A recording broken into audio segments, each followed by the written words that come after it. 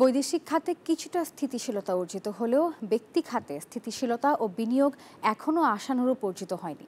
শনিবার রাজধানীর এফডিসিতে ডিবেট ফর ডেমোক্রেসির আয়োজনে 2025-26 অর্থবছরের প্রাক বাজেট ছায়া সংসদে সিপিডির সম্মানীয় ফেলো ডক্টর দেবপ্রিয় ভট্টাচার্য প্রধান অতিথির বক্তব্যে এসব কথা বলেছেন। অনুষ্ঠানে সভাপতিত্ব করেন ডিবেট ফর ডেমোক্রেসির চেয়ারম্যান হাসান আহমেদ চৌধুরী কিরণ।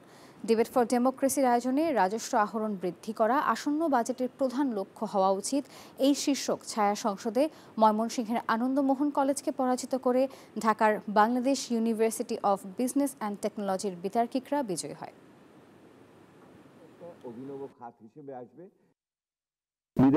দেশে যেই টাকা চলে গেছে সেই টাকার এখন কিছু কিছু পদক্ষেপের ভিতরে আছে, সেগুলিকে আমরা যদি নিয়ে আসতে পারতাম, অর্থায়নের একটা নতুন খাত খুলতে পারতাম, তাহলে একটা অভিনব খাত হিসেবে আসবে এবং আগামী দিনে ব্যয় কাঠামোতেও এইটার একটা বড় ধরনের ইতিবাচক প্রতিফলন থাকবে বলে মনে করি।